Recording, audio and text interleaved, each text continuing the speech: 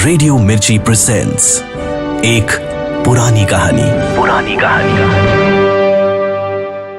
सादत हसन मंटो की एक पुरानी कहानी जो 1941 में लिखी गई थी, काली शलवार। प्रोड्यूस्ड बाय अंकित शर्मा और आवाज आरजे साइमा की।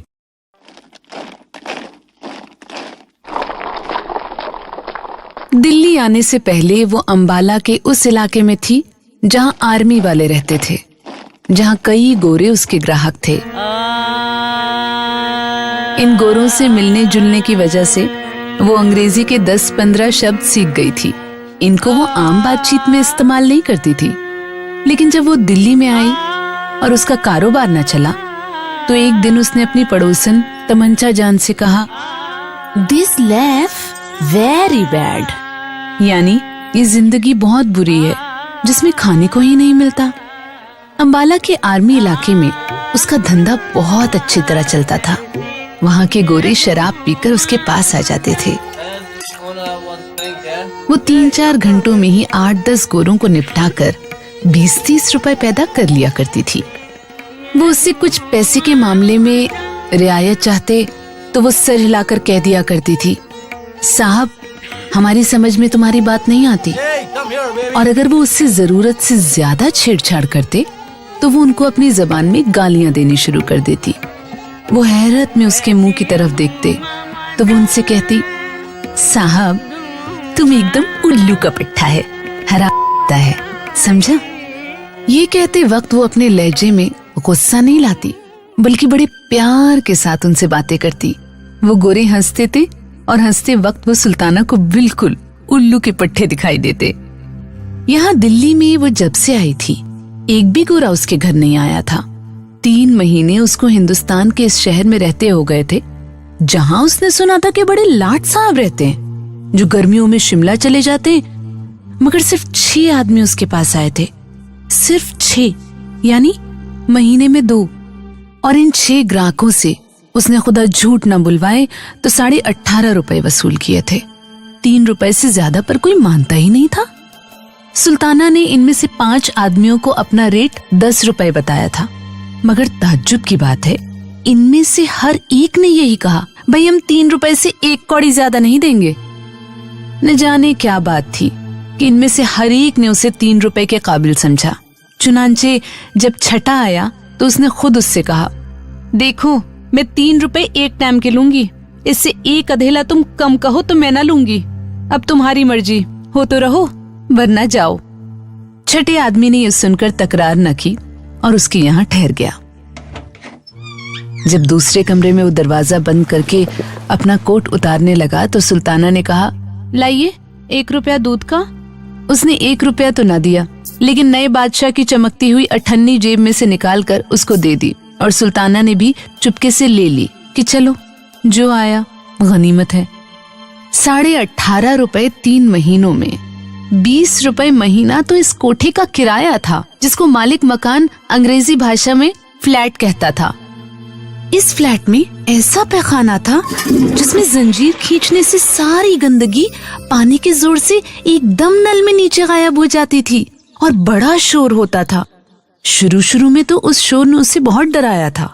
पहले दिन जब वो शौच जाने के लिए उस पैखाना में गई तो उसकी कमर में बहुत तेज दर्द हो रहा था।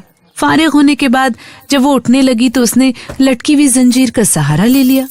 उस जंजीर को देखकर उसने ख्याल किया, चूंकि ये खास लोगों के रहने की जगह है, इसलिए ये जंजीर लगाई गई होगी कि उठते वक्त तकलीफ ना हो और सहारा मिल जाया करे।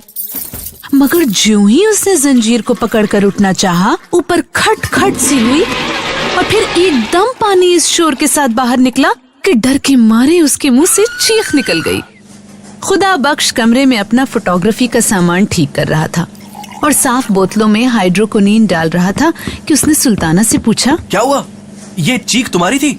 सुल्ताना का दिल धड़क रहा था। उसने कहा, ये मुआ पैखाना है कि क्या है? बीच में ये रेलगाड़ियों की तरह जंजीर क्यों लटका रखी है? मेरी कमर में दर्द था, मैंने कहा चलो इसका सहारा ले लूंगी, पर इस मुई जंजीर को छेड़ना था कि वो धमाका हुआ कि मैं तुमसे क्या कहूँ। खुदा बख्श बहुत हंसा था और उसने सुल्ताना को उस तहखाने के बारे में कुछ बता दिया था कि वो नए फैशन का है, जिसमें जंजीर हिलाने से सब गंदगी नीचे जमीन में धंस जाती है। खुदा बख्श और सुल्ताना आपस में कैसे मिले, ये एक लंबी कहानी है। खुदा बख्श रावलपिंडी का था। एंट्रेंस पास करने के बाद उसने लॉरी चलाना सीखा। चुनांचे 4 साल तक वो रावलपिंडी और कश्मीर के बीच लॉरी चलाने का काम करता था। इसके बाद कश्मीर में उसकी दोस्ती एक औरत से हो गई। उसको भगाकर वो लाहौर ले आया। लाहौर में चूंकि उसको कोई काम न मिला, इसलिए उसने औरत को पेशे में बिठा दिया। 2-3 साल तक ये सिलसिला जारी रहा और फिर वो औरत किसी और के साथ भाग गई। खुदा बख्श को मालूम हुआ कि वो अंबाला में है। वो उसकी तलाश में अंबाला आया, जहां उसको सुल्ताना मिल गई। सुल्ताना ने उसको पसंद किया। चुनांचे दोनों का संबंध हो गया। खुदा बख्श के आने से सुल्ताना का कारोबार एकदम चमक उठा। औरत चूंकि अंधविश्वासी थी, इसलिए उसने समझा कि खुदा बख्श बड़ा लकी है, जिसके आने से इतनी तरक्की हो गई। चुनांचे इस विश्वास ने खुदा बख्श की अहमियत उसकी नजर में और बढ़ा दी। यहाँ वो गोरों के फोटो खींचता रहता। 1 महीने के अंदर अंदर उसके इलाके के बहुत से गोरों से जान पहचान हो गई। चुनांचे वो सुल्ताना को वहीं ले गया। इस इलाके में खुदा बख्श के जरिए कई गोरे सुल्ताना के पक्के ग्राहक बन गए और उसकी आमदनी पहले से दुगनी हो गई। सुल्ताना ने कानों के लिए बूंदे खरीदे। 5.5 तोले की 8 कंगनियां भी बनवा ली। 10-15 अच्छी साड़ियां भी जमा कर ली। घर में फर्नीचर वगैरह भी आ गया। कुल मिलाकर अंबाला के आर्मी इलाके में वो बड़ी खुशहाल थी। मगर एकाएक न जाने खुदा बख्श के दिल में क्या समाई कि उसने दिल्ली जाने की ठान ली। सुल्ताना इनकार कैसे करती, जबकि खुदा बख्श को अपने लिए बड़ा लकी समझती थी। उसने खुशी खुशी दिल्ली जाना कबूल कर लिया। सुल्ताना ने सोचा कि इतने बड़े शहर में जहां लाट साहब रहते हैं, उसका धंधा और भी अच्छा चलेगा। चुनांचे जल्दी जल्दी घर का भारी सामान बेच बाच कर वो खुदा बख्श के साथ दिल्ली आ गई। यहाँ पहुंचकर खुदा बख्श ने 20 रुपए महीने पर एक छोटा सा फ्लैट ले लिया, जिसमें वो दोनों रहने लगे।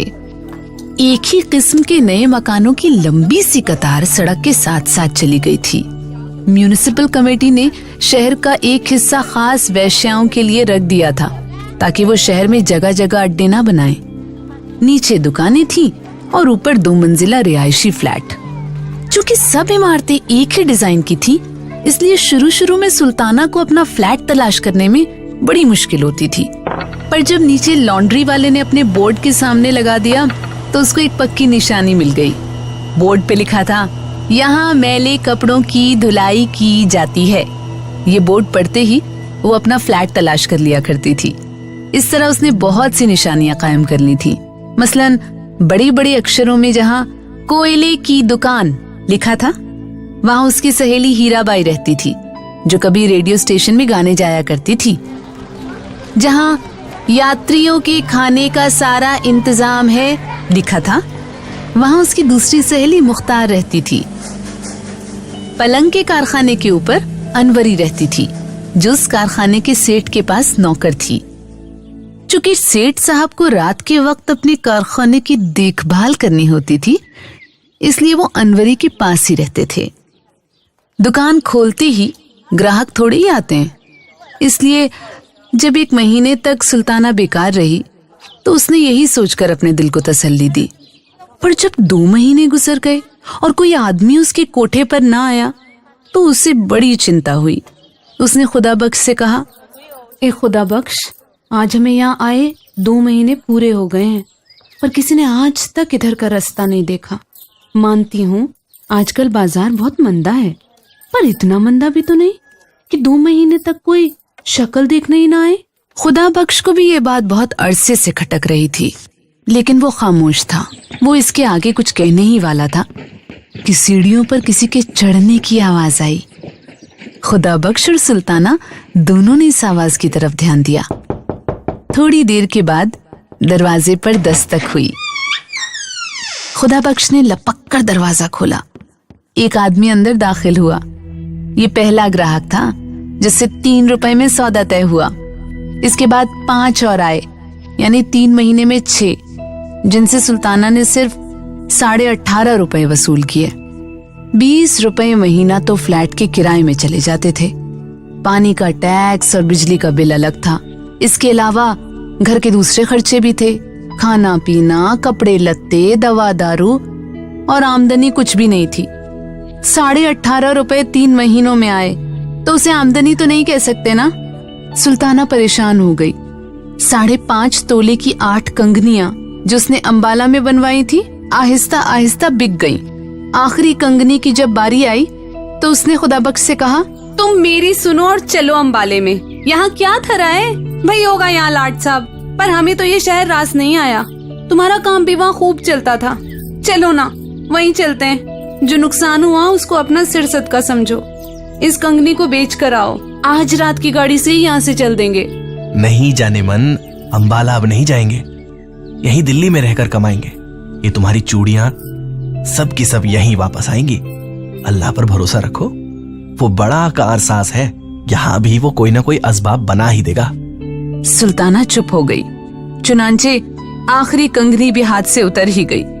सूने हाथ देखकर उसको बहुत दुख होता था, पर क्या करती, पेट भी तो आखिर किसी काम धंधे से भरना था ना। जब 5 महीने गुजर गए और आमदनी खर्च के मुकाबले 1/4 से भी कुछ कम रही तो सुल्ताना की परेशानी और ज्यादा बढ़ गई। खुदाबख्श भी अब सारा दिन घर से गायब रहने लगा था। सुल्ताना को इसका भी दुख था। इसमें कोई शक नहीं कि पड़ोस में उसकी 2-3 मिलने वालियां मौजूद थीं, जिनके साथ वो अपना वक्त काट सकती थी। हर रोज उनके यहाँ जाना और घंटों बैठे रहना उसको बहुत बुरा लगता था। चुनांचे आहिस्ता आहिस्ता उसने इन सहेलियों से मिलना जुलना बिल्कुल छोड़ दिया।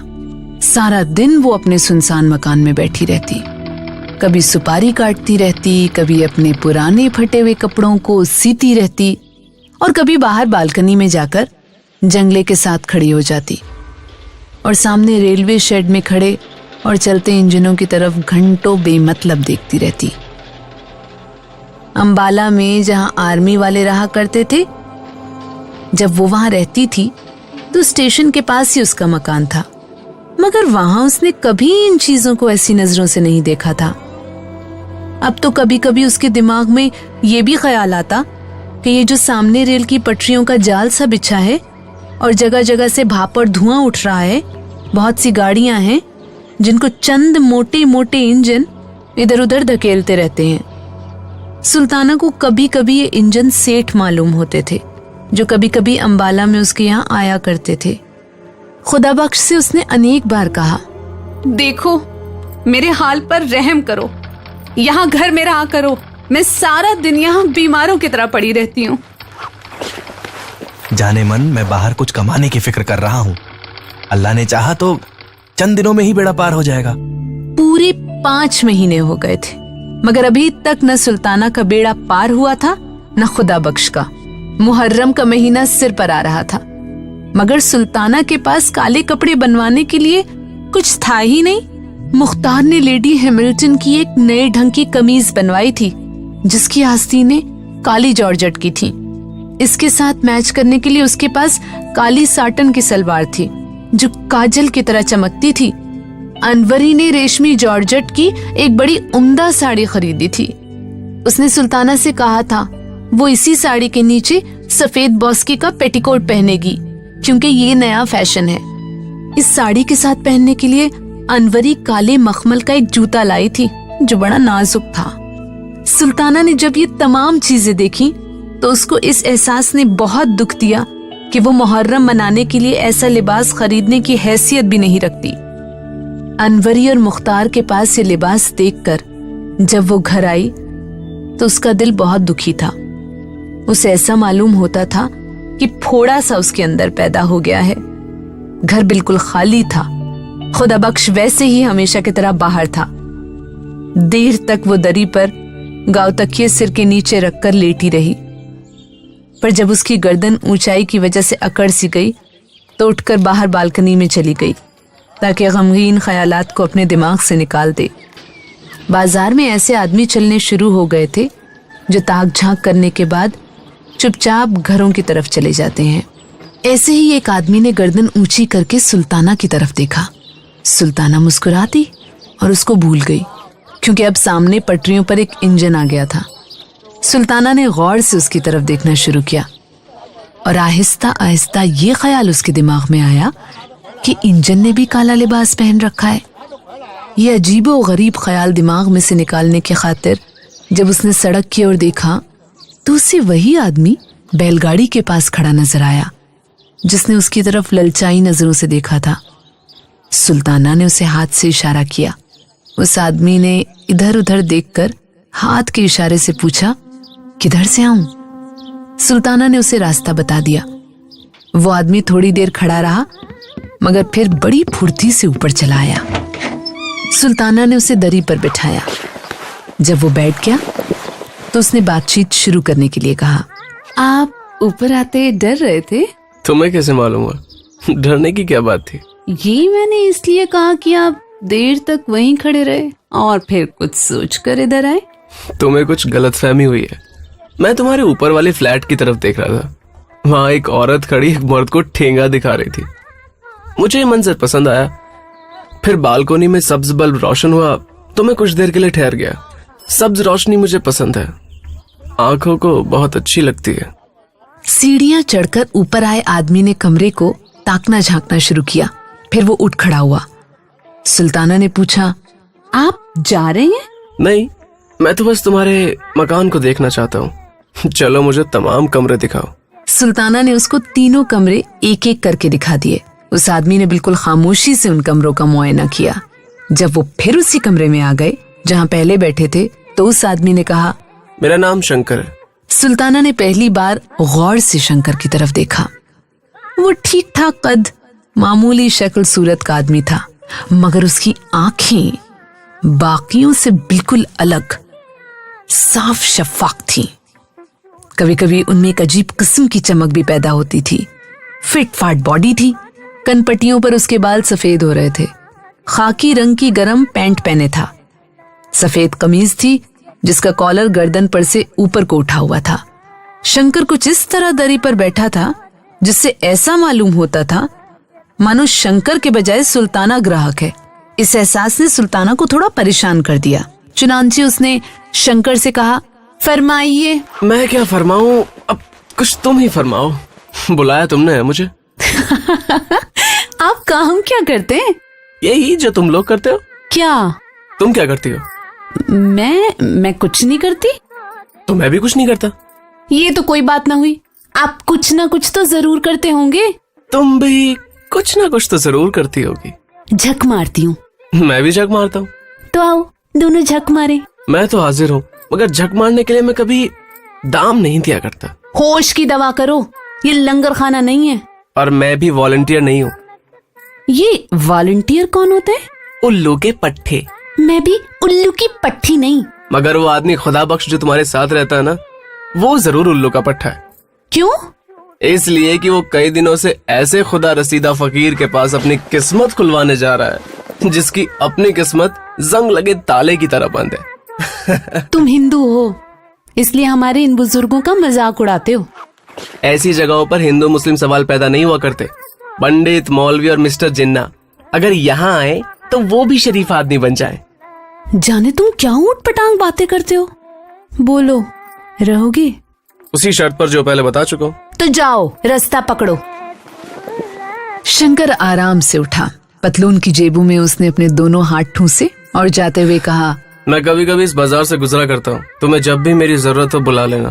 मैं बहुत काम का आदमी हूँ। शंकर चला गया और सुल्ताना काले लिबास को भूलकर देर तक उसके बारे में सोचती रही। इस आदमी की बातों ने उसके दुख को बहुत हल्का कर दिया था। शाम को जब खुदा बख्श आया तो सुल्ताना ने उससे पूछा, तुम आज सारा दिन किधर गायब रहे? पुराने किले के पास से आ रहा हूँ। वहाँ एक बुजुर्ग कुछ दिनों से ठहरे हुए हैं। उन्हीं के पास हर रोज जाता हूँ कि हमारे दिन फिर जाए। तो उन्होंने तुमसे कुछ कहा? नहीं, अभी वो मेहरबान नहीं हुए। और सुल्ताना, मैं जो उनकी खिदमत कर रहा हूँ ना, वो अकारत कभी नहीं जाएगी। अल्लाह का फजल शामिल हाल रहा तो जरूर वारे न्यारे हो जाएंगे। सुल्ताना के दिमाग में मुहर्रम मनाने का ख्याल समाया हुआ था। खुदा बख्श से रोनी आवाज में कहने लगी, सारा सारा दिन बाहर गायब रहते हो। मुहर्रम सिर पर आ गया है, कुछ तुमने इसकी भी फिक्र की कि मुझे काले कपड़े चाहिए? घर में फूटी कौड़ी भी नहीं, कंगनियां थी सो वो एक एक करके बिक गईं। अब तुम ही बताओ क्या होगा? यूं फकीरों के पीछे कब तक मारे मारे फिरा करोगे? मुझे तो ऐसा दिखाई देता है कि यहाँ दिल्ली में खुदा ने भी हमसे मुंह मोड़ लिया है। मेरी सुनो तो अपना काम शुरू कर दो, कुछ तो सहारा हो ही जाएगा। पर ये काम शुरू करने के लिए भी तो थोड़ा बहुत सरमाया चाहिए। तुम खुदा के लिए कुछ करो, चोरी करो या डाका मारो, पर मुझे एक शलवार का कपड़ा जरूर ला दो। मेरे पास सफेद बोस्की की कमीज पड़ी है, उसको मैं काला करवा लूंगी। सफेद निनॉन का एक दुपट्टा भी मेरे पास मौजूद है, वही जो तुमने मुझे दिवाली पर ला कर दिया था। ये भी कमीज के साथ ही काला रंगवा लिया जाएगा, सिर्फ शलवार की कसर है, सो वो तुम किसी न किसी तरह पैदा कर दो। देखो तुम्हें मेरी जान की कसम, किसी न किसी तरह जरूर ला देना। मेरा मरा मुंह देखो अगर ना लाओ।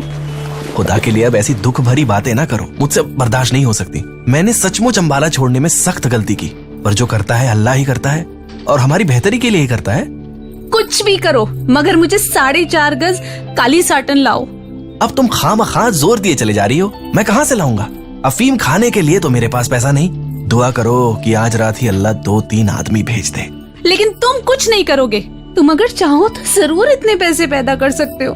जंग से पहले ये साटन 12-14 आने गज मिल जाती थी, अब 1.25 रुपए गज के हिसाब से मिलती है। 4.5 गज पर कितने रुपए खर्च हो जाएंगे? अब तुम कहती हो तो मैं कोई हिल्ला करूंगा। लो अब इन बातों को भूल जाओ, मैं होटल से खाना ले आऊं। होटल से खाना आया, दोनों ने मिलकर उसे निपटाया और सो गए। सुबह हुई, खुदा बख्श पुराने किले वाले फकीर के पास चला गया और सुल्ताना अकेली रह गई। कुछ देर लेटी रही, कुछ देर सोती रही, इधर उधर कमरों में टहलती रही। दोपहर का खाना खाने के बाद उसने अपना सफेद नीनॉन का दुपट्टा और सफेद बॉस्की की कमीज निकाली और नीचे लॉन्ड्री वाले को रंगने के लिए दे आई। कपड़े धोने के अलावा वहाँ रंगने का भी काम होता था। ये काम करने के बाद उसने वापस आकर फिल्मों की किताबें पढ़ी, जिनमें उसकी देखी हुई फिल्मों की कहानी और गीत छपे हुए थे। ये किताबें पढ़ते पढ़ते वो सो गई। जब उठी तो 4 बज चुके थे, क्योंकि धूप आंगन से मोरी के पास पहुंच चुकी थी। नहा धोकर फ्री हुई तो गरम चादर ओढ़कर बालकनी में आ खड़ी हुई। तकरीबन 1 घंटा सुल्ताना बालकनी में खड़ी रही। अब शाम हो गई थी, बत्तियां जल चुकी थी, नीचे सड़क पर रौनक के आसार नजर आने लगे थे। सर्दी थोड़ी सी ज्यादा हो रही थी, मगर सुल्ताना को ये बुरी नहीं लग रही थी। वो सड़क पर आते जाते तांगों और मोटरों की तरफ एक अरसे से देख रही थी। अचानक उसे शंकर नजर आया।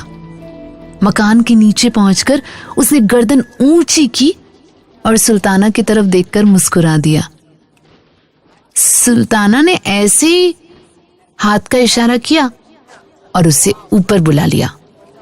जब शंकर ऊपर आ गया तो सुल्ताना बहुत परेशान हुई कि उससे अब क्या कहे। दरअसल उसने ऐसे ही बिना सोचे समझे उसे इशारा कर दिया था। शंकर भी ऊपर चला आया जैसे उसका अपना ही घर हो। पहले दिन की तरह वो गांव तक के सर के नीचे रखकर लेट गया। जब सुल्ताना ने देर तक उससे कोई बात न की तो उसने कहा, तुम मुझे 100 दफा बुला सकती हो और 100 दफा ही कह सकती हो कि चले जाओ। मैं ऐसी बातों पर कभी नाराज नहीं हुआ करता। नहीं, बैठो, तुम्हें जाने को कौन कहता है? अच्छा, तो तुम्हें मेरी शर्तें मंजूर है? कैसी शर्तें? क्या निकाह कर रहे हो मुझसे? निकाह और शादी कैसी? ना तुम उम्र भर किसी से निकाह करोगी ना मैं। ये रस्में हम लोगों के लिए नहीं है। छोड़ो इन फजूलियत की बातों को और कोई काम की बात करो। बोलो, क्या बात करूं? अब तुम औरत हो, कुछ ऐसी बात शुरू करो कि 2 घड़ी दिल बहल जाए। इस दुनिया में सिर्फ दुकानदारी तो दुकानदारी नहीं, और भी कुछ है। साफ साफ कहो, तुम मुझसे क्या चाहते हो? जो दूसरे चाहते हैं। तुम में और दूसरों में फिर फर्क क्या रहा? तुम में और मुझ में कोई फर्क नहीं है, लेकिन उनमें और मुझ में जमीन और आसमान का फर्क है। ऐसी बहुत सी बातें होती हैं जो पूछनी नहीं चाहिए, खुद समझ लेनी चाहिए। मैं समझ गई हूँ। तुम जीते, मैं हारी। मैं कहती हूँ कभी किसी ने ऐसा कबूल ना किया होगा। तुम गलत कहती हो। इसी मोहल्ले में तुम ऐसी सादा लो औरतें भी मिल जाएंगी जो कभी यकीन नहीं करेंगी कि औरत ऐसी जिल्लत कबूल कर सकती है जो तुम बगैर किसी एहसास के कबूल करती रही हो, लेकिन उनके ना यकीन करने के बावजूद भी तुम हजारों की तादाद में मौजूद हो। तुम्हारा नाम सुल्ताना है ना? सुल्ताना ही है। मेरा नाम शंकर है। ये नाम भी अजब ऊट पटांग होते हैं। चलो आओ अंदर चलें।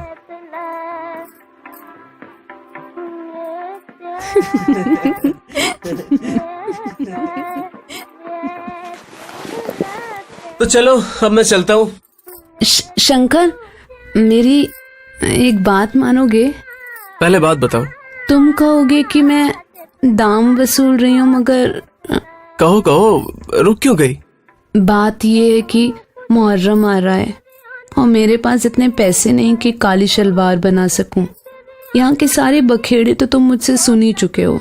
कमीज और दुपट्टा मेरे पास मौजूद है जो मैंने आज रंगवाने के लिए दे दिया है। ओ, तो तुम चाहती हो कि मैं तुम्हें कुछ रुपया दे दूं ताकि तुम काली शलवार बनवा सको? नहीं नहीं, मेरा मतलब ये नहीं। मेरा मतलब ये है कि अगर हो सके तो तुम मुझे एक काली शलवार बनवा दो। मेरी जेब में तो इत्तेफाक से ही कभी कुछ होता है। बहरहाल मैं कोशिश करूंगा। मुहर्रम की 1 तारीख को तुम्हें शलवार मिल जाएगी। ले बस, सब खुश हो गई? क्या ये बूंदे तुम मुझे दे सकती हो? ये बूंदे? तुम इनका क्या करोगे? चांदी के मामूली बूंदे हैं, ज्यादा से ज्यादा 5 रुपए के होंगे। मैंने तुमसे बूंदे मांगे, उनकी कीमत नहीं पूछी। बोलो, देती हो? ले लो। सुल्ताना को बिल्कुल यकीन नहीं था कि शंकर अपना वादा पूरा करेगा, मगर 8 रोज के बाद मुहर्रम की 1 तारीख को सुबह 9 बजे दरवाजे पर दस्तक हुई। सुल्ताना ने दरवाजा खोला तो शंकर खड़ा था। अखबार में लिपटी हुई चीज उसने सुल्ताना को दी और कहा, साटन की काली शलवार है, देख लेना, शायद लंबी हो। अब मैं चलता हूँ। शंकर सलवार देकर चला गया और कोई बात उसने सुल्ताना से नहीं की। उसकी पतलून में सिलवटें पड़ी हुई थी, बाल बिखरे हुए थे। ऐसा महसूस होता था कि अभी अभी सोकर उठा है और सीधा इधर ही चला आया। सुल्ताना ने कागज खोला। साटन की काली सलवार थी, वैसी ही जैसी वो अनवरी के पास देख कर आई थी। सुल्ताना बहुत खुश हुई। बूंदों और इस सौदे का जो अफसोस उसे हुआ था, इस सलवार ने और शंकर के वादा निभाने ने उसे दूर कर दिया। दोपहर को वो नीचे लॉन्ड्री वाले से अपनी रंगी हुई कमीज और दुपट्टा लेकर आई।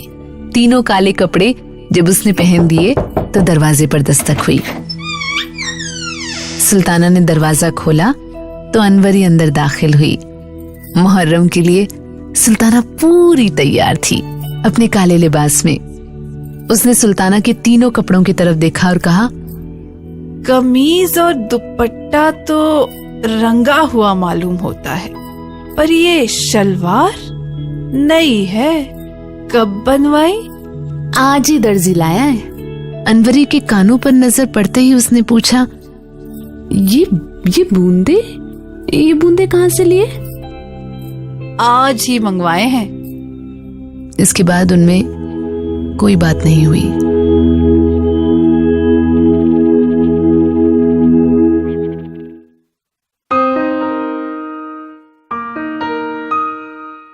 रेडियो मिर्ची 98.3 FM पर अभी आपने सुनी एक पुरानी कहानी, सादत हसन मंटो की काली शलवार। इस कहानी को दोबारा सुनने के लिए लॉग ऑन करें www.radiomirchi.com पर।